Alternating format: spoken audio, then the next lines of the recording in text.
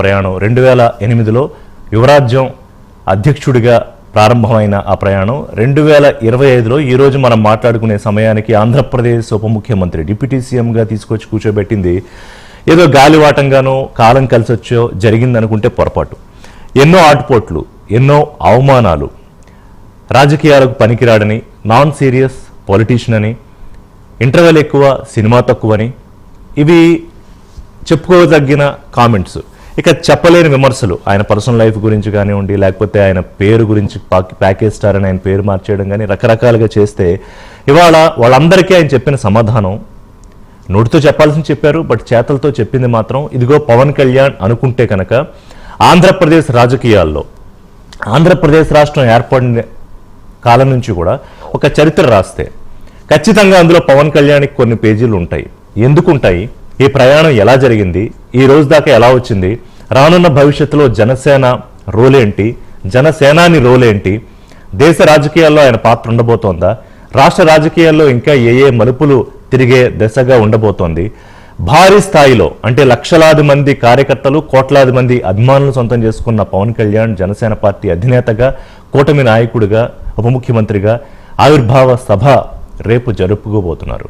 So దాని గురించి ఎన్ని రోజుల నుంచో అందరూ ఎదురుచూపులు మనం చూస్తున్నాం. అక్కడ ఏర్పాట్లకు సంబంధించి కీలక నాయకులు ఇప్పటికే అక్కడ చేరుకుని ఏర్పాట్లు చేస్తున్నారు. రేపు ఇదే సమయానికి అక్కడ భారీ స్థాయిలో అక్కడ సభ జరుగుతూ ఉంటుంది. ప్రత్యక్ష ప్రసారం చాలా ముందు నుంచే ప్రైమ్ 9లో మినిట్ టు మినిట్ అప్డేట్స్ కూడా ఉంటాయి.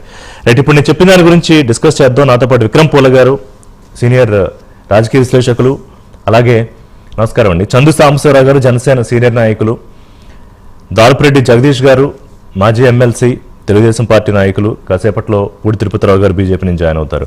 So I want to start with Vikram గారు, ఎందుకంటే మీకు ప్రత్యేకమైన సందర్భం ఉంది, మీకు ప్రత్యేకమైన అనుబంధం కూడా ఉంది గతంలో మీరు పనిచేసిన సందర్భం గుర్తు చేసుకుంటే.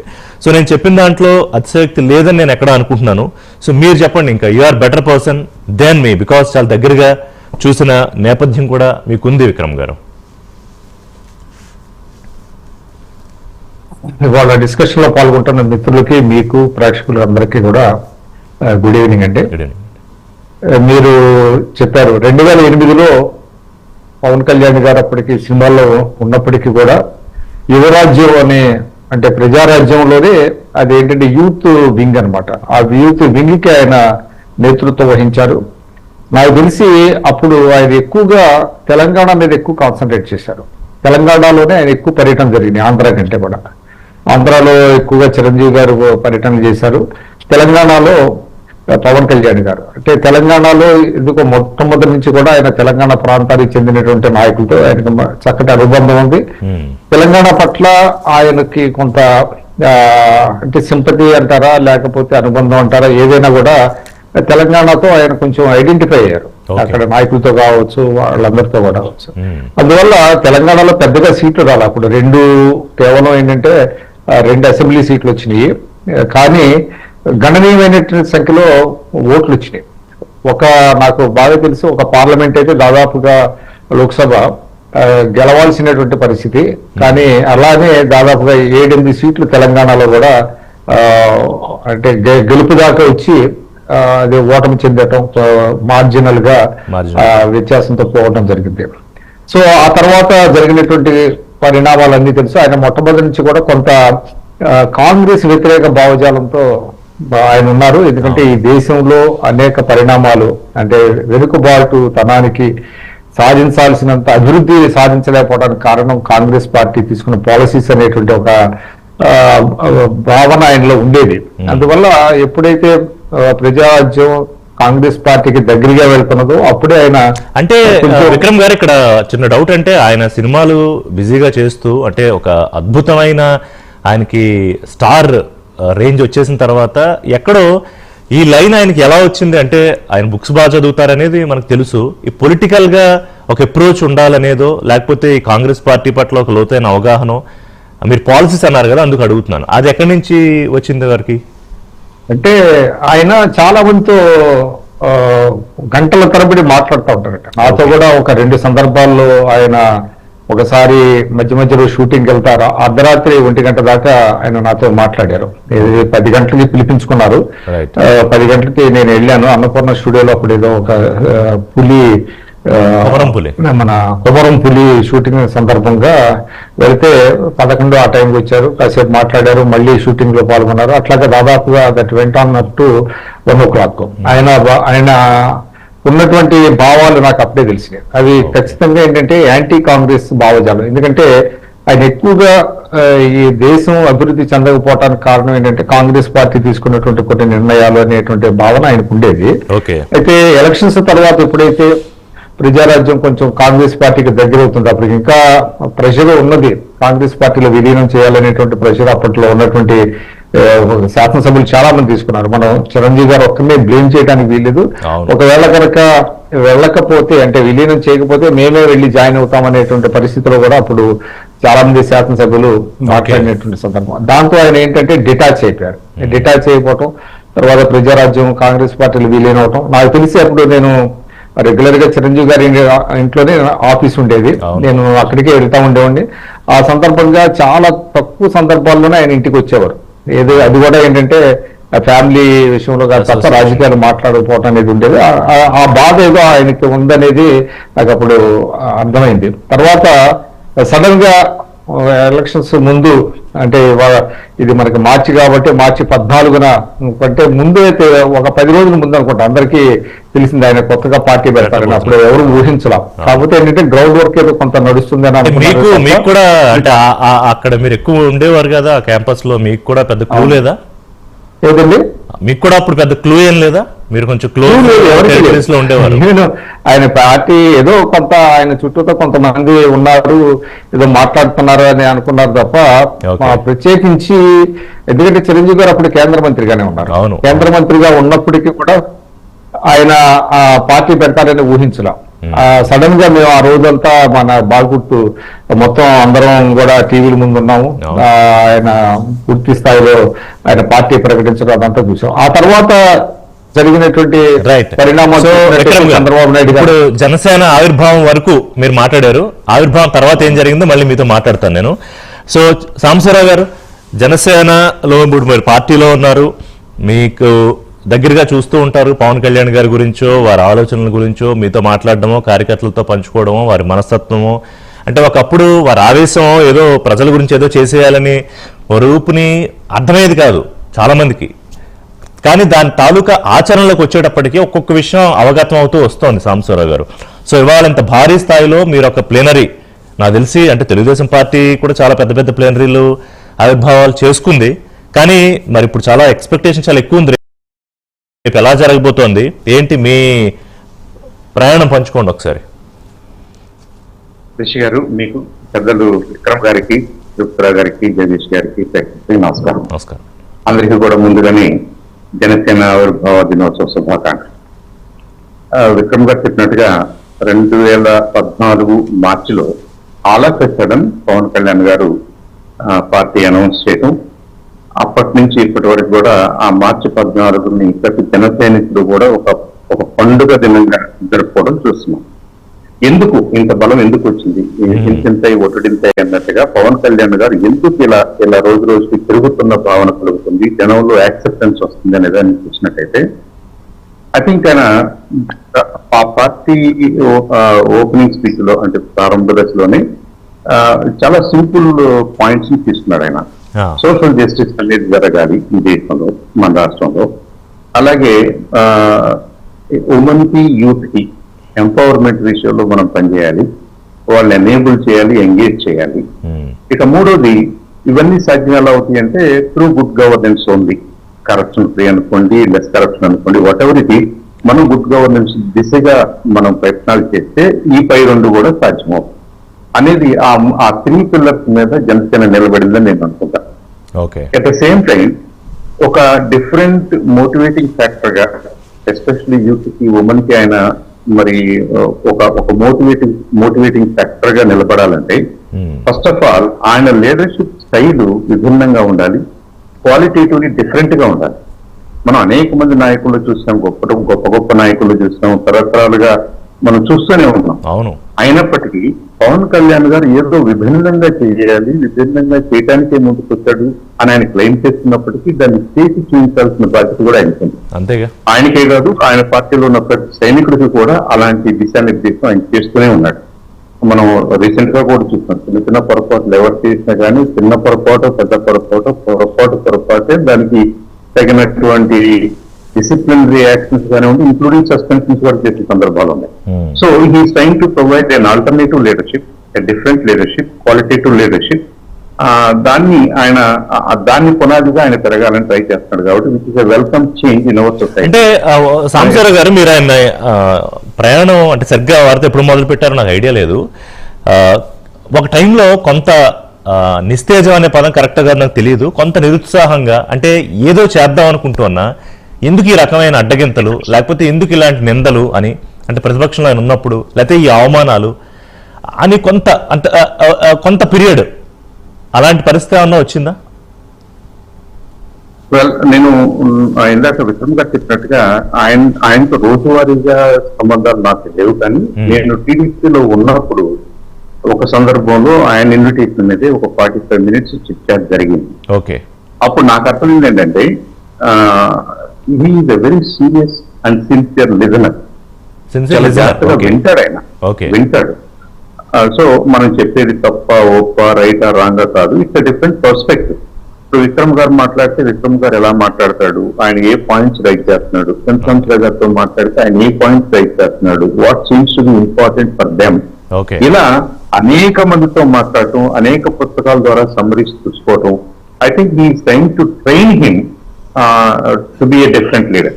ఆ డిఫరెంట్ లీడర్షిప్ ఇవ్వడానికి ఏమి కావాలి, what are the different perspectives అనే దాని మీద definitely is very very committed అని మనం అర్థం చేసుకోవాలి.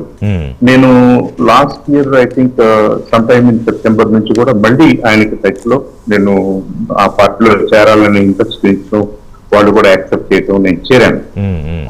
చేరినప్పటి నుంచి పెద్దగా అవకాశాలు రాలేదు ఆయనతో డైరెక్ట్ గా ఇంటరాక్ట్ అవడానికి. ఇండైరెక్ట్లీ కార్యక్రమాలు కానివ్వండి, అసైన్మెంట్స్ కానివ్వండి, ఇప్పుడు ఆరంభోత్సవ ఈ వేడుకలకి ఏం చేయాలి, మన వంతుగా ఏం చేయాలి, ఎవరు ఏం చేస్తే బాగుంటుంది, ఈ knows strengths and weaknesses of various leaders. Assignments ఇవ్వటం చాలా చాలా ఎక్సర్సైజ్ చేస్తాడని మనం అర్థం చేసుకోవాలి, తెలుస్తుంది. అది ఏదో ర్యాండమ్ గా మీరు ఉన్నారు కాబట్టి మీరు పలానా కంపెనీలో ఉండండి, లేదా మీరు ఉన్నారు కాబట్టి పలానా పని చేసేయండి అని కాకుండా he's very very selective, he's very very careful in identifying capabilities. అంటే తన కోర్కి చుట్టూ కూడా ఏదైతే సపోర్టింగ్ ఐడియాలజీస్, సపోర్టింగ్ పర్సనాలిటీస్ ఉంటారో వాళ్ళందరితో పనిచేయాలని, వాళ్ళందరితో కలిసి పనిచేయాలని చెప్పేసి ఆయన ఎప్పుడు కోరుకుంటారు. కాబట్టి ఐ థింక్ మనం కూడా okay, we are aligning with somebody who మన ఐడియాస్ ని he seems to be listening, he seems to be accepting, he seems to be working on it అనే భావన మనలో కలుగుతుంది. సో ఇదంతా అసలు డైరెక్ట్ గా ఆయన తెలియకపోయినా, డైరెక్ట్ గా ఆయనతో మాట్లాడకపోయినా ఇన్ని లక్షల మంది, ఇన్ని కోట్ల మంది ఆయనకి ఎలైన్ అవటానికి కారణం నాట్ ఓన్లీ ఫిల్మ్ స్టార్డమ్ అని నేను అనుకోవట్లేదు. స్టార్డమ్ కు తోడుగా ఒక మంచి మనిషి, ఆయన స్పందిస్తాడు, ఆయన ఎవరికన్నా ఇబ్బంది కలిగితే హీ ఫీల్స్ ద పెయిన్, ఆయన ఏదో చేయాలని ట్రై చేస్తాడు. అన్ని ఇండివిజువల్ గా చేయలేకపోవచ్చు, ఒక పెద్ద సిస్టమ్ ఇండివిజువల్స్ చేయలేకపోవచ్చు. But I think definitely he comes forward, he makes an attempt. అది ప్రజలు గుర్తిస్తున్నారు, అది డెఫినెట్ గా ప్రజలు గుర్తిస్తున్నారు. అప్పుడప్పుడు నిస్తేజము ఎక్కడన్నా స్లోగా అనిపిస్తుందా అంటే ఆ మధ్యలో ఒక పీరియడ్ లో నాకు అనిపించింది అన్నప్పుడు I think as an individual, as an organisation మనందరూ కూడా ఆ ఫేసెస్ ఉంటాయి. When things are very rough, so that competition is very fierce, మనమే కాదు మన సైనికులకి కార్యకర్తలకు కూడా ఇబ్బంది జరుగుతుందని అనుకున్నప్పుడు probably taking a step back and preparing carefully is a good strategy. మీరు ఫార్వర్డ్ మార్చే కాదు, ఒక్కొక్కసారి ఆగాల్సిన అవసరం ఉంటుంది, ఒక్కొక్కసారి probably you have to step back and part of his strategy, maybe might be it's a strategy or situational గా చేసిన సందర్భం కావచ్చు. Right Jagadish, that could be that would be strategy. Right. So Jagadish గారు, మీరు కూడా ఆయన చూస్తున్నారు. అంటే ఒక టైంలో చంద్రబాబు నాయుడు గారు జైల్లో ఉన్నప్పుడు అంతకు ముందు జరిగిన కొంత పరిణామాలు, ఆ తర్వాత జరిగిన పరిణామాల్లో నాకు బాగా గుర్తు. అంత అగ్రెసివ్ గా తెలుగుదేశం పార్టీ నాయకులకి మించి రోడ్ల మీదకి వచ్చి నిరసన వ్యక్తం చేసి అవసరమైన ఆపితే రోడ్ల మీద పడుకుని ఆ కారు మీద కూర్చుని ఏదైనా నేను చేసి తీరాలి, వెళ్ళి తీరాలి అని. అండ్ ఆ రోజు అది కూడా సరే వారి రాజకీయ వ్యూహమే కావచ్చు, ఏదైనా కావచ్చు, కానీ ద టైమింగ్, ఒక పక్కన లోకేష్ గారు, ఇటువైపు బాలకృష్ణ గారు, ఇటువైపు లోకేష్ గారు ఉన్నప్పుడు ఎస్ జనసేన తెలుగుదేశం పార్టీ కలిసి ఎన్నికలకు వెళుతున్నాయని చెప్పి అసలు it's like mind blowing statement ఆ రోజు. అంటే పొలిటికల్ స్ట్రాటజిస్ట్లో చాలా మంది ఇంత గొప్పగా రాజకీయ చాణక్యం చూపించొచ్చా, ప్రదర్శించొచ్చా అని చెప్పి.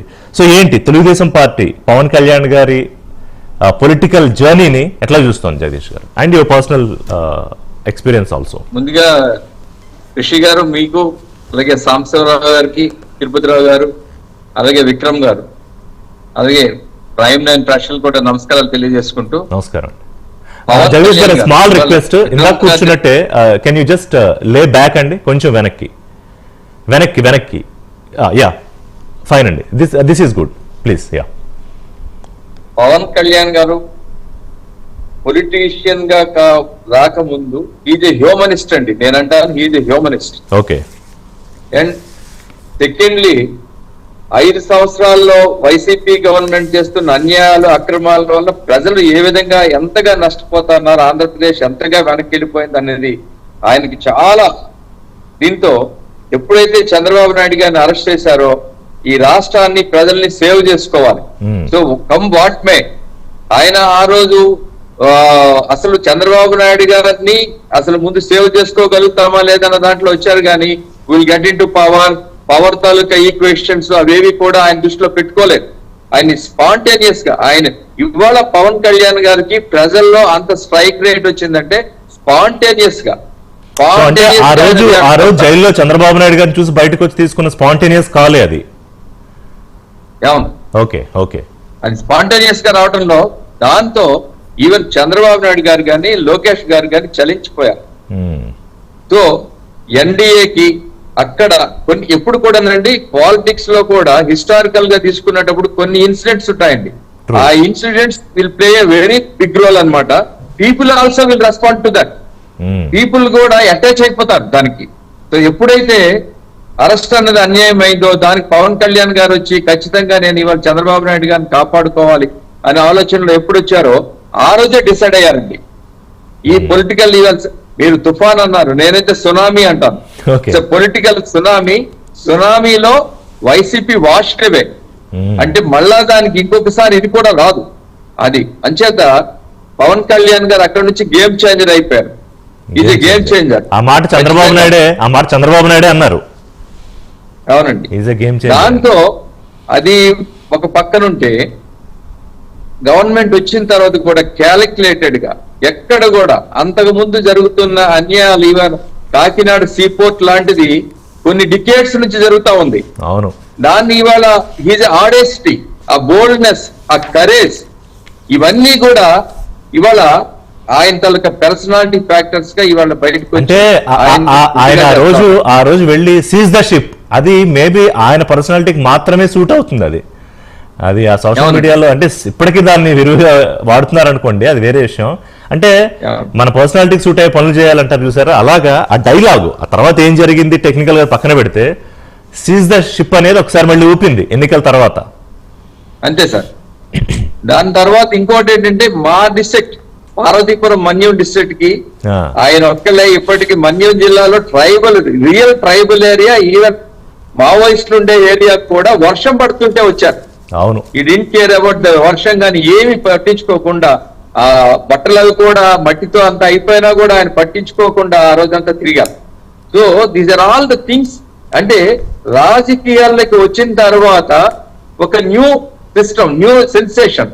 అంటే we're for the people, leaders are for the people అన్నది ఇవాళ ఆయన క్రియేట్ చేసుకుంటా ఉన్నారు.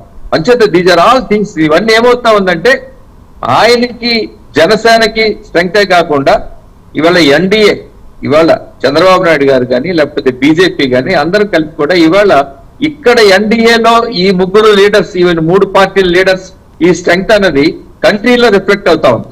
రైట్. కంట్రీలో కూడా రిఫ్లెక్ట్ అవుతుంది, పార్లమెంట్ లో కానీ ఇప్పుడు సెంట్రల్ లో ఎన్డీఏ గవర్నమెంట్ లో కూడా ఎవరు కూడా వేరేగా మాట్లాడకుండా కోహెసివ్నెస్ తెచ్చారు. అంటే ఎన్డీఏకి దేశంలోనే ఒక కోహెసివ్నెస్, ఒక స్ట్రెంగ్త్ తీసుకొచ్చింది పవన్ కళ్యాణ్ గారు కానీ చంద్రబాబు నాయుడు గారు కానీ. He became a model. ఎందుకంటే ప్రశాంత్ కిషోర్ తమిళనాడులో విజయ్ కోసం వర్క్ చేస్తూ పవన్ కళ్యాణ్ మోడల్ సూచించారని చెప్తున్నారు. మనం అక్కడ వినలేదనుకోండి, వచ్చిన వార్తలను బట్టి మాట్లాడుకుంటాం. This is the best possible model అని ప్రూవ్ చేసిన నాయకుడిగా కూడా ఉన్నారు ఇవాళ పవన్ కళ్యాణ్. అవునండి, రైట్. అంచేత ఖచ్చితంగా ఆయన అదే కాకుండా అవసరమైనప్పుడు సాక్రిఫైస్ చేయడం. ఇవాళ ఎన్ని సీట్లు అడిగినా ఇస్తారు, కానీ 21కే ఆయన లిమిట్ అయ్యారు. ఎందుకంటే పొత్తు ధర్మంలో అందరికీ ఉండాలి, బీజేపీని కూడా అకామిడేట్ చేయాలి, దీంట్లో ఆయన ముందుకు వచ్చారు. అవును, ఇవన్నీ కూడా ఖచ్చితంగా ఇవన్నీ కూడా ప్రజలు కూడా చూస్తా ఉన్నారు, ప్రజల్లో కూడా రిఫ్లెక్ట్ అవుతా ఉంది. అవును, అంచేత these are all the things అండి. అంచేత ఇవాళ మేము తెలుగుదేశంలో ఉండి కూడా ఖచ్చితంగా ఆయన పర్సనాలిటీని ఆయన మేము అప్రిషియేట్ చేయడమే కాకుండా ఇలా ఉన్నంత వరకు రాష్ట్రం బాగుపడుతుంది. ఎగ్జాక్ట్లీ. తిరుపతిరావు గారు, పార్టీలే కాకుండా రాష్ట్రం కూడా ఖచ్చితంగా బాగుపడుతుంది. ఏదైతే ఎక్స్పెక్ట్ చేస్తా ఉన్నారు ప్రజలు అవన్నీ చేయడానికి కూడా అవకాశం ఉంటుంది. బాగా చెప్పారు, బాగా మాట్లాడారు మీరు అన్నట్టు. ఎందుకంటే అసెంబ్లీలో ఆయన అన్నమాట చిన్న చిన్న విభేదాలు ఉండొచ్చు. తిరుపతిరావు గారు ఈ మధ్య అసెంబ్లీలో వారు అన్నమాట మొట్టమొదటి స్పీచ్ అనుకుంటా బహుశా, ఎన్ని విభేదాలు ఉన్నా కూడా మనం ఇలాగే కలిసి 15 ఏళ్ల పాటు ఉండాలి, మీకోసమో నా కోసమో ఇంకో పార్టీ కోసమో కాదు, ఆంధ్రప్రదేశ్ రాష్ట్రం కోసం అన్నారు తిరుపతిరావు గారు. అది చాలా నచ్చింది. సరే, తర్వాత రాజకీయాలు ఎలా ఉంటాయి, ఏంటి ఈక్వేషన్స్ అవన్నీ తర్వాత అనుకోండి. ఏ రాజకీయ పార్టీ అయినా తాను ముందు బలంగా ఉండాలి, తర్వాత బలంగా ఉన్నప్పుడు రాష్ట్రం కోసమో ఇంకో దానికోసం ఆలోచించే అవకాశం ఉంటుంది. సో తిరుపతిరావు గారు, మీ అబ్జర్వేషన్ లో పవన్ కళ్యాణ్ అండ్ రాష్ట్రంలో నాయకులు ఒక ఎత్తు అయితే, మోదీ గారికి ఎందుకు పవన్ కళ్యాణ్ గారు అంటే అంత ఇష్టం ప్రత్యేకంగా? ఎందుకంటే ప్రతి చోట ఆయన ఒక స్పెషల్ అటెన్షన్ ఇస్తారు పవన్ కళ్యాణ్ గారికి. What's the secret or what's the reason behind that? Rishi గారు, అందరికీ నమస్కారం. నమస్కారం అండి. జనరల్ గా ఇవాళ పవన్ కళ్యాణ్ గారు ఒక ప్రూవ్డ్ లీడర్షిప్. సరే, నా ముందు మాట్లాడినటువంటి ముగ్గురు కూడా చాలా చక్కగా దాన్ని ఎస్టాబ్లిష్ చేశారు. అందుకంటే నేను ఎక్కువ చేయగలనని నేను భావించట్లేదు. సో ఇవాళ పవన్ కళ్యాణ్ గారిని పొగడ్డానికి సిద్ధంగా ఉన్న వాళ్ళు ఉన్నారు, లేకపోతే పవన్ కళ్యాణ్ గారు ఉప ముఖ్యమంత్రి కాబట్టి వారి దగ్గరికి వెళ్ళడానికి సిద్ధంగా ఉన్న వాళ్ళు కూడా ఉంటారు. నేను చెప్పేది రాజకీయ పరంగా అదేలేండి. కానీ ఒకనాడు నరేంద్ర మోడీ గారి దగ్గరికి పవన్ కళ్యాణ్ గారిని మా సోము వీర్రాజు గారు, మొన్నటి వరకు మాకు రాష్ట్ర అధ్యక్షులు, మళ్ళీ ఇవాళే ఎమ్మెల్సీ వారికి శుభాకాంక్షలు కూడా మీరు ప్రస్తావన తీసుకొచ్చారు కాబట్టి ఎమ్మెల్సీకి ఏకగ్రీవం అయ్యారు. అలాగే నాగబాబు గారికి, మిగతా ఎమ్మెల్సీలకు కూడా మా వీర్రాజు గారికి కూడా శుభాకాంక్షలు తెలియజేస్తూ, ఇదే వీర్రాజు గారు పవన్ కళ్యాణ్ గారిని తీసుకొని నరేంద్ర మోడీ గారి దగ్గరికి వెళ్లారు 2014 ఎన్నికలకు ముందు. రైట్. ఏదైతే జనసేన పార్టీ ఆవిర్భావించిన కొద్ది రోజుల్లో. అయితే ఆ రోజు కాంటెక్స్ట్ నేను చెప్తా. నేను ఇవాళ పవన్ కళ్యాణ్ గారి తాలూకు పరిస్థితి గురించి చెప్పాను, వారి పట్ల అభిమానులు అయితేనేమి లేకపోతే వెళ్లే వాళ్ళు అయితేనేమి, ఇది ఓకే. కానీ ఆ రోజు నరేంద్ర మోడీ గారిని మేము ప్రధానమంత్రి అభ్యర్థిగా మాత్రం ప్రకటించాం, కానీ గ్యారంటీగా 282-83 సీట్లు గెలుచుకొని ఈ దేశంలో అధికారంలోకి వస్తామని చెప్పి ఎవరు జ్యోతిషం కూడా చెప్పలే కనీసం. సరే, సర్వేలు చెప్పలేదు అటు దేవుడని. అటువంటి పరిస్థితుల్లో నరేంద్ర మోడీ గారి దగ్గరికి పవన్ కళ్యాణ్ గారు వెళ్ళటము, ఆయన నేను పోటీ చేయట్లేదు ఈ ఎన్నికల్లో, నేను పోటీ చేయడానికి అవకాశం లేదు, నా పార్టీ కొత్తగా పెట్టాను, బట్ ఈ ఎన్నికల్లో మీకు బేషరతు మద్దతు ఇస్తున్నానని చెప్పి తెలియజేసినటువంటి ఒక సంఘటన నేను గుర్తు చేస్తున్నా.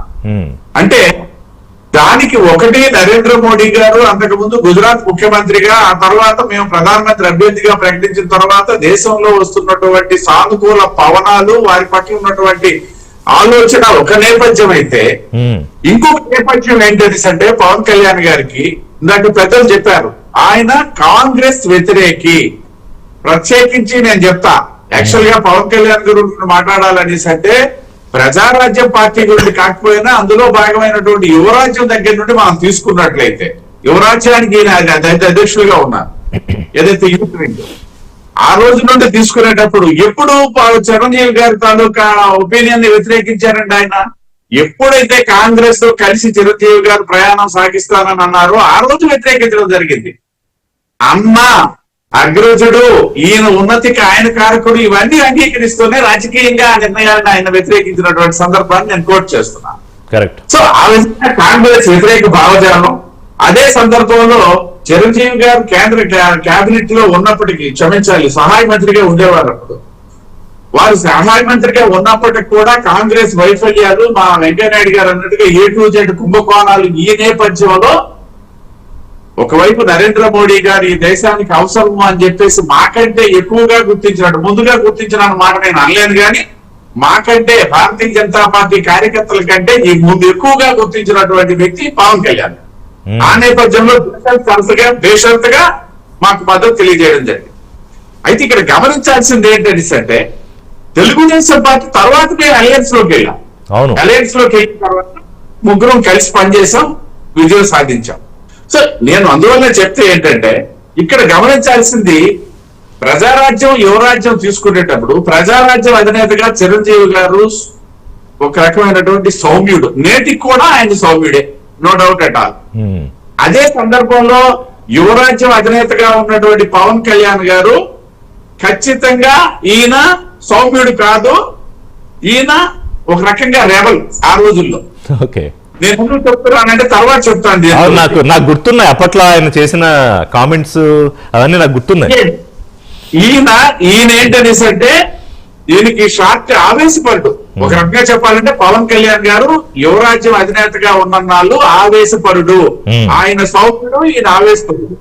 కానీ నేను ఎందుకు చెప్తున్నా అంటే, ఎప్పుడైతే అటు కాంగ్రెస్ ని వ్యతిరేకిస్తూ ఈయన పార్టీ పెట్టిన తర్వాత నరేంద్ర మోడీ గారిని కలిసి మాతో ప్రయాణం సాగించిన తర్వాత ఈయన ఆయన్ని మించినటువంటి సౌమ్యుడు అన్నగాని, ఈ ఆవేశం గాని లేకపోయినట్టయితే ఇవి ఇతరత్ర ఉన్నటువంటి ఏదైనా దాని పెద్దలు కూడా కొన్ని చెప్పారు వారి తాలూకా దాని గురించి, ఇవేమీ లేకుండా ఒక స్థిరమైనటువంటి ఆలోచన పరుడిగా మారిపోయాడు.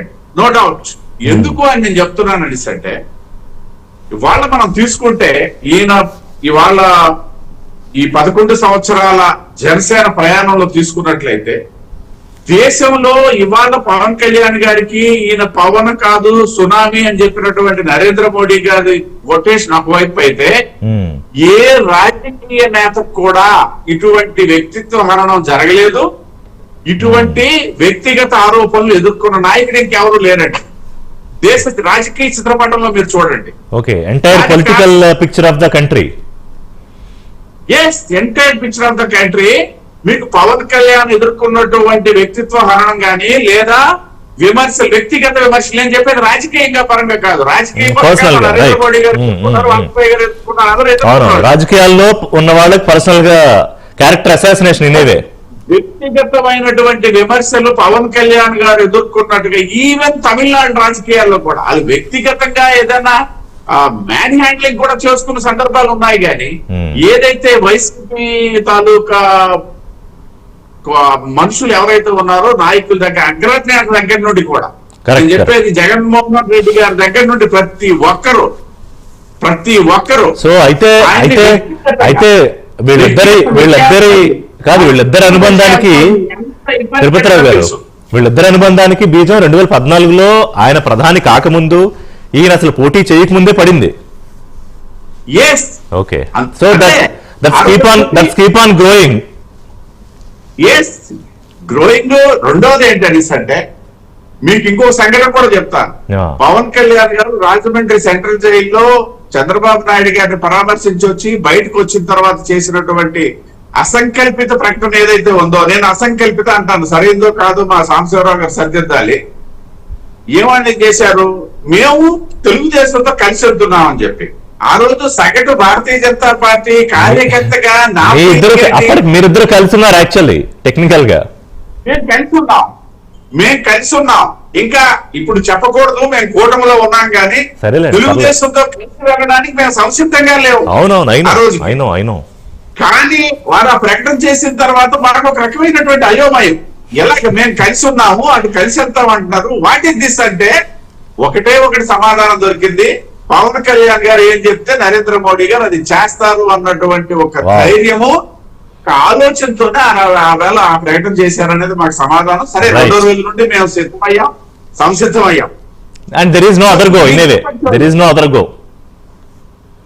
ఎస్, కాబట్టి ఆ రకమైనటువంటి ఆలోచనతో ఉన్నటువంటి Yes. వ్యక్తి సో అక్కడి నుంచి అక్కడ దాకా ఫుల్ స్టాప్ పెట్టి తిరుపతిరావు గారు మిగతాది మళ్ళీ సెకండ్ రౌండ్ లో మాట్లాడదాం.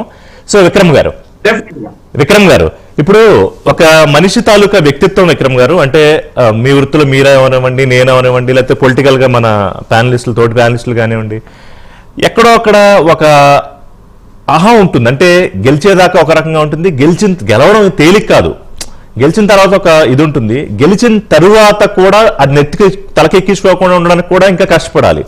సో పవన్ కళ్యాణ్ గారిని చూస్తుంటే ఈ కూటమి ఏర్పాటులో మన తిరుపతిరావు గారే చెప్పినట్టు కుడి ఎడమలుగా ఉన్న బీజేపీ తెలుగుదేశాలని ఇలా తిప్పి మధ్యలో ఆయన చేయి పట్టిన ఇద్దరిని నడిపించి అధికారంలోకి తీసుకొచ్చిన విధానం, ఇప్పుడు ప్రతిపక్ష హోదా కూడా రాకుండా జగన్మోహన్ రెడ్డి గారి బహుశా కోపం అదే, అది మాట్లాడదాం. పవన్ కళ్యాణ్ అంటే ఆయన ప్రస్తావన అంటే ఆయన ఒంటికాల మీద లేస్తున్నాడు ఇవాళ, బహుశా ఆ కోపమే. కానీ ఇదంతా చేసిన తర్వాత కూడా నేనే చేశానా ఇదంతా అన్నట్టుగా ప్రవర్తిస్తారు ఇవాళ పవన్ కళ్యాణ్. అది ఈజీ కాదు. ఎలా అండి అంటే ఒక విధేయత ముఖ్యమంత్రికి చూపిస్తున్నారు, ఎక్కడ కూడా ఎవరిని వేరేగా మాట్లాడనివ్వట్లేదు. ఈ మధ్య ఏదో మన చర్చలు వచ్చినప్పుడు కూడా అందరినీ నథింగ్ డూయింగ్, కీప్ క్వైట్ అని చెప్పేశారు. సో అది ఎట్లా సాధ్యపడుతుంది క్యారెక్టర్ అనాలిసిస్ చేస్తే? అది స్థితప్రజ్ఞత ఉంటే వస్తుందండి. అంటే మనుషులకి చాలా అరుదైనటువంటి క్వాలిటీ అది స్థితప్రజ్ఞత అనేటువంటిది. మన భారతదేశ రాజకీయాల్లో చాలా చాలా అరుదుగా ఉండేటువంటి కొంతమందికే అది సాధ్యమైంది, ఆ స్థితప్రజ్ఞత అన్నది. అంటే అధికారం తలకెక్కకుండా. ఇప్పుడు మనం చూస్తున్నాం, ఎమ్మెల్యే అయితే వాళ్ళ నడక మారిపోతుంది, భాష మారిపోతుంది, సర్వం మారిపోతున్నాయి. ఇంతెందుకు ఇప్పుడు మీరున్నారు, మీరు డిబేట్స్ కి పిలుస్తున్నారు చాలా మందిని. ఆ డిబేట్స్ కి పిలిచే వాళ్ళు కొంతమంది ఈ పాటికి ఎమ్మెల్యేలు అయ్యారు, ఎమ్మెల్సీలు అయ్యారు, మంత్రులు అయ్యారు. 2008లో మనం మొదలు పెట్టినప్పుడు వాళ్ళు మంత్రులు అయ్యారు, కేంద్రానికి కూడా వెళ్ళారు. ఇప్పుడు మనం ఏదన్నా వాళ్ళతో మాట్లాడాలని ప్రయత్నించామనుకోండి, వాళ్ళు అసలు పలకట్లా. మీరు విచిత్రం ఏంటంటే ఇవాళ కొంతమంది పేర్లు ఎందుకు కానీ సాటి జర్నలిస్టులు చాలా జూనియర్లు కూడా ఇవాళ కొంత పవర్ కారిడార్లోకి వెళ్ళిన తర్వాత వాళ్ళ ప్రవర్తన ఏ విధంగా ఉందని చూసి చాలా ఆశ్చర్యం కలుగుతుంది. ఎటువంటి దశలో ఇవాళ ఒక పార్టీ అధినేతగా ఉండటం, ఒక పార్టీ అధినేతగా ఉండి మీరు అన్నట్టుగా ఇటు తెలుగుదేశాన్ని ఇటు బీజేపీని అనుసంధానం చేసి ఆయన ఒక కాజు కోసం ఇది ఒక కాంప్రమైజింగ్ ఫార్ములా అనేటువంటిది ఆయన రూపొందించి ఆయన నన్ అదర్ దాన్ తిరుపతిరావు గారు చెప్పినట్టుగా ప్రధానమంత్రి గారిని అది రాష్ట్ర బీజేపీ నాయకత్వాన్ని ఒప్పించి ఆ క్రమంలో ఆయన కొన్ని మాటలు కూడా పడ్డానని కూడా ఆయన చెప్పారు. కొన్ని తిట్లు కూడా నేను తిన్నాను అని అన్నారు. సరే, కారణాలు ఏమైనా ఇప్పుడు అదంతా చరిత్ర అయినప్పటికీ కూడా ఇవాళ 100% స్ట్రైక్ రేటు అది వచ్చింది.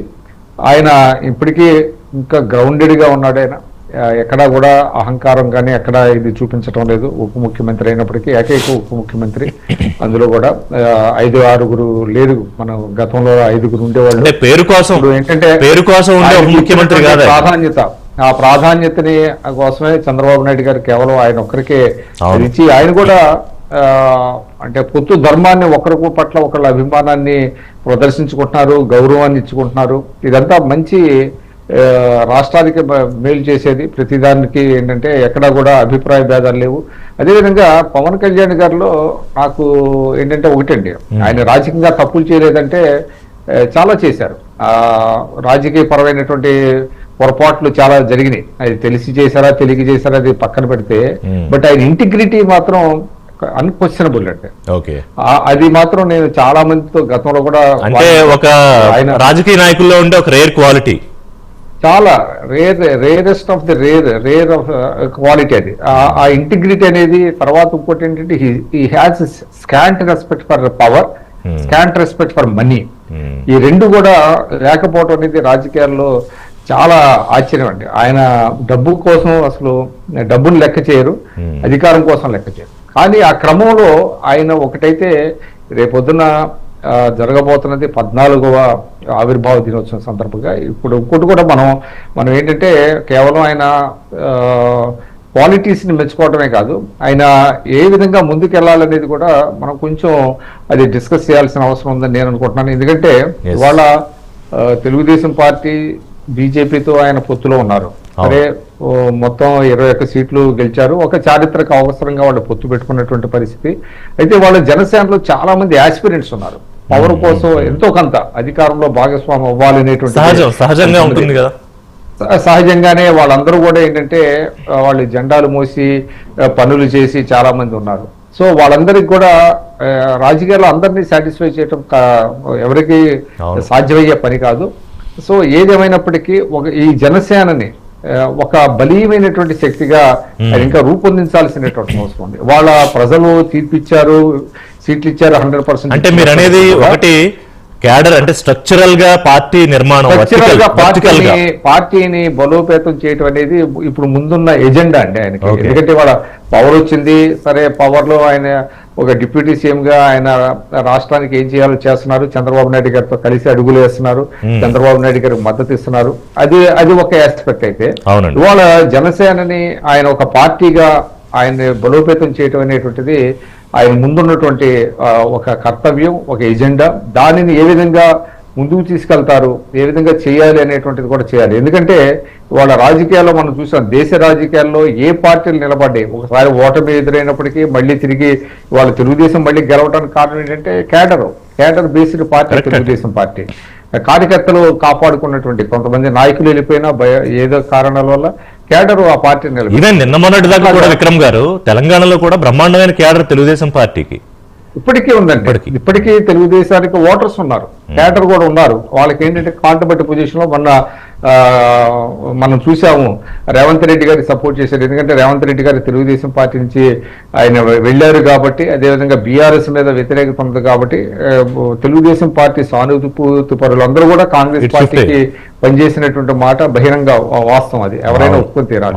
అందువల్ల ఇవాళ ఏంటంటే రేపు ఆయన ఏం మాట్లాడబోతున్నారు అనేది చాలా ఆసక్తికరం అండి. అంటే పవన్ కళ్యాణ్ గారు సరే జగన్మోహన్ రెడ్డి గారి మీద విమర్శలు అవన్నీ పక్కన పెడితే తన పార్టీని ఏ విధంగా ఒక బలీయమైనటువంటి శక్తిగా ఆయన తీర్చిదిద్దుతారు, ఆయన ఏమి అనుకుంటున్నారు, ఏ విధంగా రాబోయే సంవత్సరాల్లో. ఎందుకంటే 15 సంవత్సరాల పాటు ఈ రాష్ట్రంలో కలిసి మనం పనిచేద్దాం అనుకుంటున్నారు.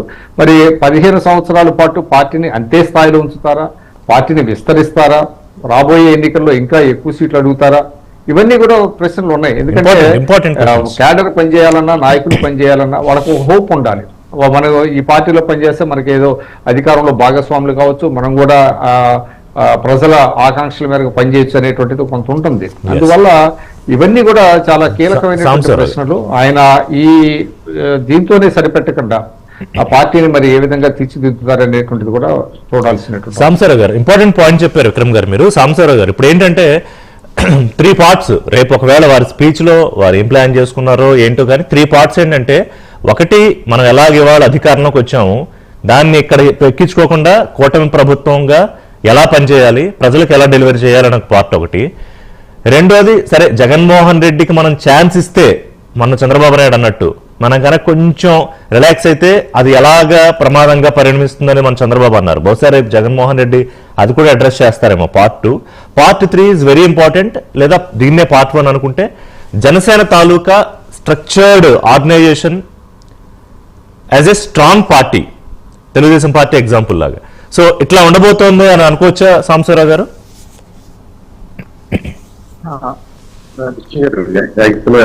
చాలా మంచి అబ్జర్వేషన్స్ చూస్తున్నారు. అబ్జర్వేషన్ దీంట్లోనే మనకి కావాల్సిన మెటీరియల్ కూడా ఉంది. ప్రాబబ్లీ పవన్ కళ్యాణ్ గారు కూడా ఆ దిశగా ఆలోచిస్తారని కూడా మనం ఊహించవచ్చు. ఎందుకంటే ఆయన ఒక ఇందాక తిరుపతిరావు గారు ఒక డౌట్ ఎక్స్ప్రెస్ చేశారు. రాజమండ్రిలో ఆయన ఎవరికి చెప్పకుండా ఒక డెసిషన్ తీసుకున్నారు. అప్పటికే భారతీయ జనతా పార్టీతో కలిసినటువంటి జనసేనని నేను చంద్రబాబు నాయుడు గారికి అండగా ఉంటాను, తెలుగుదేశం పార్టీతో కలిసి పనిచేస్తాను, భారతీయ జనతా పార్టీని కూడా ఈ కూటమిలోకి తీసుకొస్తాను అని అన్న రోజున అదేదో కావాలని ఫ్యాషనబుల్ స్టేట్మెంట్ కాదు, దానికోసం నేను పనిచేస్తాను, కావాలంటే జనసేన పార్టీ తనకి వ్యక్తిగతంగా రాష్ట్రం సరే ఆ ఐడియాని నేను బలపరుస్తాను, ఐడియా కోసం కష్టపడతాను, ప్రూవ్ చేస్తానన్నాడు. ఆ ఐడియాని ఇట్ చేంజ్ ఎవ్రీథింగ్. అందుకే ఆయన గేమ్ చేంజర్ అయ్యాడు. దాన్ని ఆ ఎలక్షన్స్ తో మనం సరిపెట్టుకోకుండా దాన్ని ఏ ఉద్దేశంతో అయితే ఆ ఎలక్షన్స్ లో అలాంటి డెసిషన్స్ తీసుకున్నారో అది సఫలీకృతం కావాలంటే కొంతకాలం కలిసి పనిచేయాల్సిన అవసరం ఉంది. అందుకే ఈ 10 సంవత్సరాలు 15 సంవత్సరాలు మేము కలిసి పనిచేయాలనే మాట చాలా ఫ్రీక్వెంట్ గా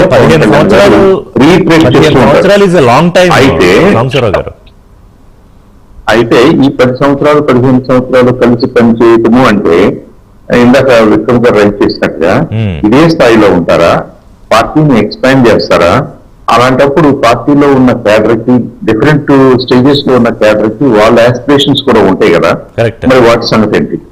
I think at minimum starting point organisation కంటూ ఒక మంచి స్ట్రక్చర్ ఏర్పడినప్పుడు ఆ స్ట్రక్చర్ లోనే మీరు చాలా మందికి బాధ్యతలు ఇచ్చినప్పుడు వాళ్ళందరికీ కూడా కొంత సాటిస్ఫాక్షన్ ఉంటుంది. ఇక్కడ పొలిటికల్ గా రికగ్నిషన్ అంటే ఏంటంటే ప్రభుత్వంలో పనిచేస్తేనే రికగ్నిషన్ కాదు. భారతీయ జనతా పార్టీని మనం ఆంధ్రప్రదేశ్ లో ఎప్పటి నుంచో చూస్తున్నాం. పూడి త్రిపుర గారు లాంటి సీనియర్ నాయకులు చూస్తున్నాం. వాళ్ళు ఎందుకు అలా పనిచేయగలుగుతున్నారు? ఒక పక్కన ఐడియాలజీ ఉంది, ఒక పక్కన ఆర్గనైజేషన్ ఉంది. ఆర్గనైజేషన్ లో ఒక రెస్పెక్టబుల్ రోల్ ప్లే చేస్తున్నందుకు కూడా అది గౌరవం. వాళ్ళు పదవులు ఉన్నా సంబంధం లేకుండా పనిచేస్తారు. అది కొంతవరకు సాటిస్ఫాక్షన్ ఇస్తుంది. కాబట్టి మనం ఒక మంచి పటిష్టమైన ఆర్గనైజేషన్ ఏర్పాటు చేయడం ద్వారా వివిధ దశల్లో వివిధ స్టేజెస్ లో వేలాది మంది కార్యకర్తలకి ఆ రెస్పెక్టబుల్ స్థానాన్ని ఇవ్వచ్చు. ఐ థింక్ అది రేపటి సందేశంలో డెఫినెట్ గా ఆ డైరెక్షన్ ఉంటుంది నేను ఆశిస్తున్నాను. ఉంటుందేమని ఎక్కువ మంది కూడా డిస్కస్ చేసుకుంటున్నారా. లేకపోతే ఈ కూటమి ఇలా సుస్థిరంగా ఉండాలి. మనం చిన్న వాటికి చిన్న విభేదాలకి దానితో గ్లోరీ మ్యాగ్నిఫై చేసి ఇవి నిజంగానే డిస్ప్యూట్స్ అన్న స్థాయిలో ఎవరో మాట్లాడాల్సిన అవసరం లేదు. ఇచ్చిపుచ్చుకునే ధోరణిలో అందరం కలిసి పనిచేయడం ద్వారా రాష్ట్రానికి మంచిది, దేశానికి మంచిది. అది మనకి అల్టిమేట్ గోల్ గా ఉండాలి. ఆ గోల్ కి కావాల్సిన సాక్రిఫైసెస్ మనం సిద్ధంగా ఉన్నాం, చేస్తున్నాం. అట్ ద సేమ్ టైం ఇది ఇట్స్ నాట్ మనం ఏ పార్టీ కూడా ఏ పార్టీ ఫర్ ఎవర్ ఎక్స్పెక్ట్ చేయకూడదు అన్న రియాలిటీ కూడా ఐ థింక్ ఇది realises appreciates such confidence. So దీన్ని ఎలా బ్యాలెన్స్ చేయాల్సిన టైం వచ్చింది. ఆయన బ్యాలెన్స్ చేసే దిశగా ఆలోచిస్తున్నారని కొంతమంది పెద్దల మాటలు కాబట్టి మాకు కూడా అన్ని తెలుస్తుంది. Let's see for tomorrow's speech. Tomorrow ఆయన ఏం డైరెక్షన్ ఇస్తున్నారు, ఎలా మరి జనసేనని ఇంకొక స్టేజ్ కి తీసుకెళ్లాలనుకుంటున్నారు. While playing a very constructive role in NDA. ఇవాళ ఆయన ఆంధ్రప్రదేశ్ లోనే కాదు దేశంలో కూడా ఎన్డీఏలో ఒక రెస్పెక్టబుల్ స్థానాన్ని సంపాదించుకున్నారు. ఒక రెస్పెక్టబుల్ ఫోర్స్ గా, ఒక కన్స్టబుల్ ఫోర్స్ గా ఆయన ఇవాల్వ్ అయ్యారు. మనం దాన్ని రెస్పెక్ట్ చేయాలి, దాన్ని కాపాడుకోవాలి, దాన్ని పెంచుకోవాలి. But that will not automatically happen unless you have a robust organisation. Jagadish గారు, ఆర్గనైజేషన్ ద్వారా కార్యకర్తలకి ఆ గౌరవాన్ని కూడా ఇవ్వాలి. రైట్. జగదీష్ గారు, మీరు ఎట్లా చూస్తున్నారండి? ఎందుకంటే రెండు ప్రాంతీయ పార్టీలు అంటే విడివిడిగా చూస్తే జనసేన ఒక ప్రాంతీయ పార్టీ, దానికి అధినేత పవన్ కళ్యాణ్ గారు. సరే, తెలుగుదేశం పార్టీ అతిపెద్ద పార్టీ, జాతీయ పార్టీ టెక్నికల్ గా మిగతా రాష్ట్రాల్లో ఎన్నికలు లేకపోతే అక్కడ గెలిపోవటం దాని ఆధారంగా ఉంటుంది అనుకోండి. సో ఏ పార్టీ అయినా కూడా తన పార్టీ ఎదుగుతూ బ్యాలెన్స్ చేసుకుంటూ ఉండాలి కూటమిని. అలాగే బీజేపీ కూడా ఉంది కూటమిలో. బీజేపీ కూడా ఆంధ్రప్రదేశ్లో ఖచ్చితంగా ఎదగడానికి తన పార్టీ తన వంతు ప్రయత్నం తను చేస్తూ ఉంటుంది. సో ఇవాళ పవన్ కళ్యాణ్ పార్టీ ఎదుగుదల కోసం అట్ ది సేమ్ టైం 15 ఏళ్ల పాటు కూటమి కలిసి ఉండడం, అసలు అది విన్నప్పుడు నేనైతే ఐ వాజ్ లిటిల్ సర్ప్రైజ్డ్. అంటే ఏదన్నా ఒక కూటమి ఒక కాలానికి పార్టీ ప్రభుత్వం ఉండడానికో లేదా ఇంకా అండర్స్టాండింగ్ ఉంటే పోనీ మళ్ళీ కలిసి పోటీ చేస్తే కానీ 15 ఏళ్ళు అంటే ఒక రకంగా 3 టర్మ్స్. ఎట్లా చూస్తున్నారండి దీన్ని? తెలుగుదేశం ఎలా చూస్తోంది? మీ పార్టీలో కూడా చాలా చర్చ జరిగింది అంశం మీద.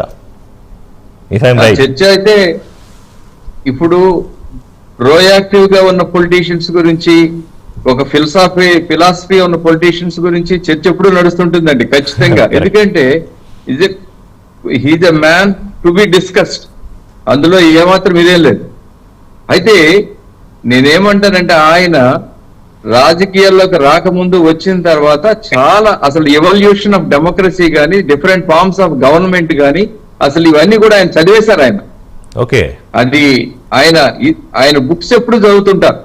అందులో ఈవెన్ కమ్యూనిస్ట్ ఫిలాసఫీ కానీ, లేకపోతే మార్క్సిజం కానీ, లెనినిజం కానీ, మావోయిజం కానీ, ఇవి కూడా ఆయనకి తెలుసు ఆయనకి. ఇందాక అవును, చంద్ర చెప్పారు. సాంబశివరావు గారు కానీ ఆయన విక్రమ్ గారు మాట్లాడినప్పుడు పవర్ వచ్చినా కూడా ఆయన పవర్ ఎప్పుడు కూడా, ఎందుకంటే he's above the things. Power enjoy చేయాలి, లేకపోతే ఇది ఉండాలి, ఇవన్నీ కూడా లేవు ఆయనకి. ఆ డిటాచ్మెంట్స్ వచ్చాయి. Only welfare of the state welfare ఉండాలి, పీపుల్ తాలూకా వెల్ఫేర్ ఉండాలి, డెవలప్మెంట్ ఉండాలి. ఈ విధంగా ఆయన రాజకీయాల్లోకి వచ్చింది ఒక చేంజ్ ఆఫ్ గాడ్. మామూలుగా పాత మోసంలో ఉన్న రాజకీయాలు కాకుండా ఖచ్చితంగా we're responsible to the people aspirations ఉన్నాయి, పీపుల్ ఎక్స్పెక్టేషన్స్ ఉన్నాయి. వీటిలో ఖచ్చితంగా ఇవాళ మీరు అన్నారు తెలుగుదేశంలో కూడా చర్చ నడుస్తా ఉంది.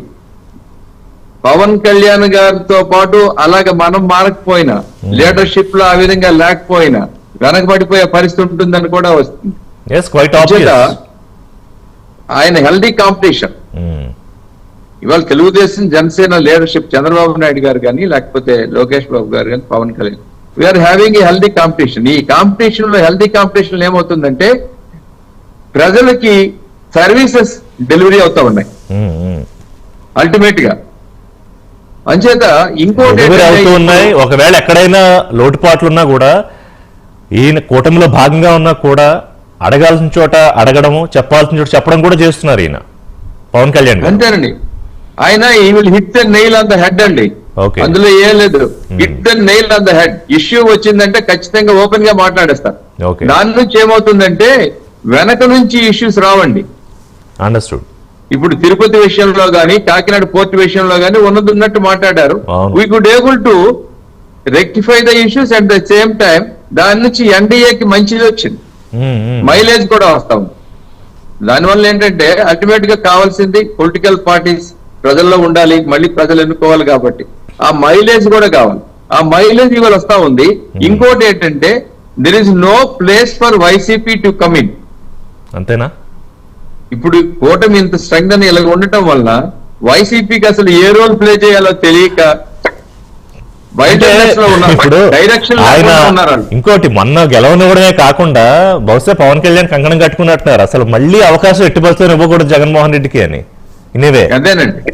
అంటే మొన్న 15 ఏళ్ళు మన కూటమి చిన్న చిన్న విభేదాలు వచ్చినా కూడా, ఏమైనా కింద పడ్డా మీద పడ్డా, ఒకళ్ళొకళ్ళు ఒక మాట అనుకున్నా కూడా ఇది బ్రేక్ అవ్వకూడదు అనడంలో అంతరార్థం అది కూడా ఉంది. అవునండి. అంచేత ఇప్పుడు దాంతో ఏమవుతా ఉందంటే మనకి అందుకే వాళ్ళకి మళ్ళీ ప్లేస్ లేకుండా కూడా చేయడానికి ఏంటంటే ఈ విధంగా చేయటం వల్ల అవుతుంది. అంచేత ఖచ్చితంగా ఇట్స్ ఎ వెరీ వెల్కమింగ్. అంటే ఒక ఇవాళ ఎన్డీఏ కూటమి పవర్ గురించే కాదు, ఆంధ్రప్రదేశ్ స్టేట్ కి ప్రజలకి ఒక మంచి లీడర్ వచ్చారు. దానివల్ల ఇవాళ మంచి జరుగుతా ఉంది. అంచేత ఆవిర్భావ దినోత్సవం జరుగుతా ఉంది. ఖచ్చితంగా మేమందరం కూడా అభినందనలు తెలియజేస్తా ఉన్నాం. ఆయన లీడర్షిప్ అవసరం ప్రజలకి, రాష్ట్రానికి, దేశానికి కూడా అవసరం. ఆయన ఎక్కడికి వెళ్ళినా 100% స్ట్రైక్ రేట్. మహారాష్ట్ర ఎలక్షన్ లో కూడా 100% స్ట్రైక్ రేట్లు వచ్చారు. అంచేత ఓకే, అలాంటి ఎప్పుడు కూడా ప్రోయాక్టివ్ గా పాజిటివ్ గానే తీసుకుంటాం. తెలుగుదేశం పార్టీ కూడా ఆ విధంగా తీసుకుంటుంది. ఇప్పుడు 3 టర్మ్స్ బీజేపీ ఇవాళ ఎన్డీఏ 3 టర్మ్స్ ఇవాళ సెంట్రల్ లో కంటిన్యూ చేస్తా ఉంది. లెట్ ద స్టేట్ లో కూడా అదే చేద్దాం.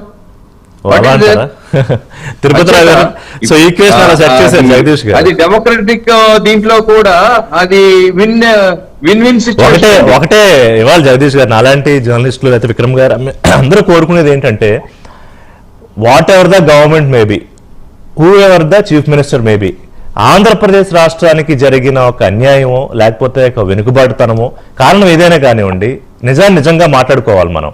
దాని నుంచి బయటపడి as we are also in the race, we are not stand behind అని మాత్రం అనిపించుకోవాలి తిరుపతిరావు గారు.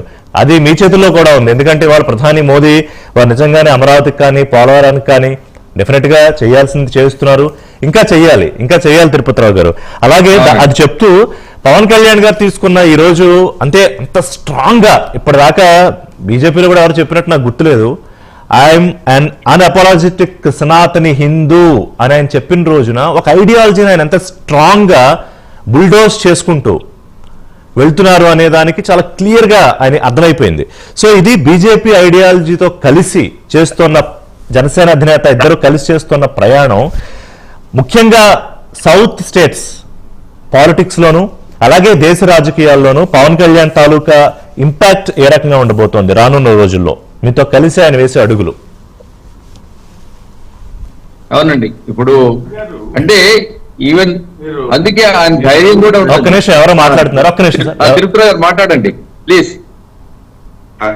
కృష్ణ గారు, ఆ, మీరు అడిగిన ప్రశ్న నేషనల్ స్పోక్స్ పర్సన్ అడగాల్సింది నన్ను అడిగేశారు. బట్ మీరు చెప్పగలరు కాబట్టి మిమ్మల్ని అడిగా. I don't national spokesperson. I know Tirupathi Rao గారు వాట్ హీ కెన్ స్పీక్. నా పరిధిలో నేను ఆన్సర్ చేస్తా. Okay. నా పరిధిలో, నా స్థాయి అని చెప్పను, అర్థమైంది. నా పరిధిలో. Yeah. ఒకటి, భారతీయ జనతా పార్టీకి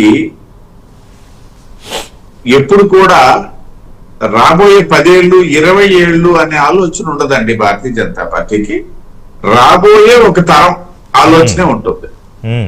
అది 30 ఏళ్ళు అవ్వచ్చు, 40 ఏళ్ళు అవ్వచ్చు. ఆ తర్వాత తాలూకా ప్రణాళికల అనుబంధంగానే ఆ పరంపరలోనే భారతీయ జనతా పార్టీలోకి వచ్చిన వాడు నేను, పూడి తిరుపతిరావు అనే వ్యక్తి.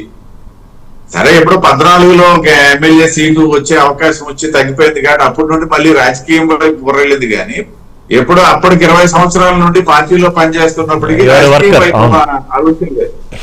అంటే పరంపరలో వచ్చిన వాళ్ళం, ఏబీవీపీ నుండి వచ్చాం కాబట్టి మా ఆలోచన ఎంతసేపు దేశం కోసం, ధర్మం కోసం, సింపుల్ గా చెప్పాలంటే. ఈ నేపథ్యంలో ఉన్నటువంటి కార్యకర్త. సో ఈ సందర్భంలో పవన్ కళ్యాణ్ గారు మీరు అన్నట్టుగా ఏదైతే నేను ఇప్పుడు పవన్ కళ్యాణ్ గారు కొత్తగా ఎత్తుకున్నది ఏమీ కాదు. ఈ దేశం తాలూకా మూలాల్లో ఉన్నటువంటిదే. చరిత్ర వక్రీకరింపబడింది. చరిత్ర మనం చదివినటువంటి చరిత్ర అది కాదు. కానీ మా సాంబశివరావు లాంటి వాళ్ళు చాలా చక్కగా చెప్పగలరు. నేనేమంటాననేసి అంటే, దాని ఆధారంగానే ఇవాళ పవన్ కళ్యాణ్ గారు ఆ అజెండాను తీసుకున్నారని చెప్పడంలో ఏం అంటే భారతదేశ మూలాలతో పవన్ కళ్యాణ్ అలైన్ అవుతున్నారు తన రాజకీయ ప్రయాణంలో. మమేకమయ్యారు. ఎస్.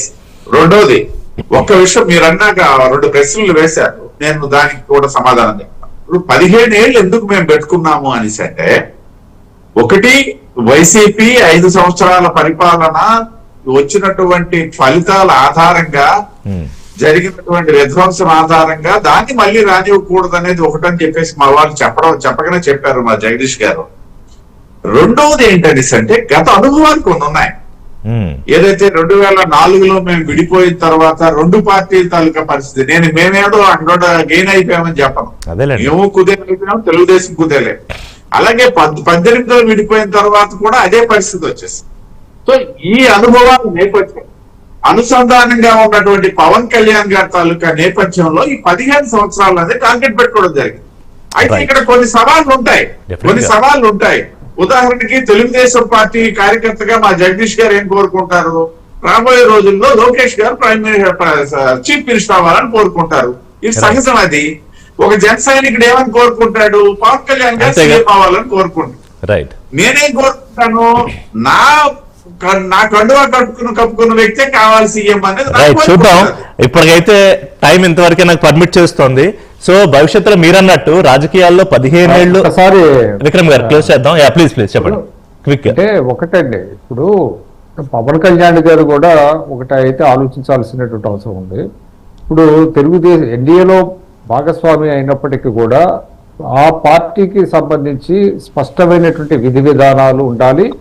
తర్వాత ఇంకోటి ఏంటంటే, రాష్ట్రానికి ఏదన్నా రాష్ట్ర ప్రయోజనాల విషయంలో ఇప్పుడు మనం చూస్తున్నాం సదరన్ స్టేట్స్ కి సీట్లు తగ్గిపోతున్నాయనేటువంటి పెద్ద ఎత్తున ఉన్నది. సో ఇటువంటి విషయాల్లో తన వైఖరిని స్పష్టం చేయాలి. అదేవిధంగా బీజేపీ కూడా తమ దారిలో తెచ్చుకునేటట్టుగా ఒత్తిడి తీసుకురావాల్సినటువంటి అవసరం ఉంది. అంతే తప్ప ఒక బ్లాంకెట్ గా పూర్తిగా వాళ్ళు కరెక్ట్, మంచి పాయింట్ చెప్పారు విక్రమ్ గారు. నేను యాక్చువల్ నా కన్క్లూజన్ లో నేను అదే చెప్దాం అనుకుంటున్నా. సో మీరే చెప్పారు ఎలాగో.